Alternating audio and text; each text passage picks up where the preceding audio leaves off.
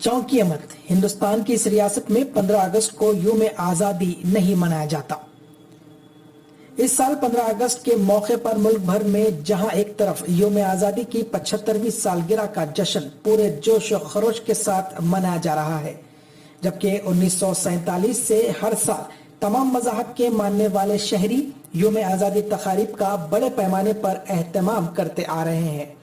वहीं आपको जानकर ये हैरानी होगी कि हिंदुस्तान में एक ऐसी रियासत है जहां 15 अगस्त को नहीं बल्कि 19 दिसंबर को यौम आज़ादी मनाया जाता है।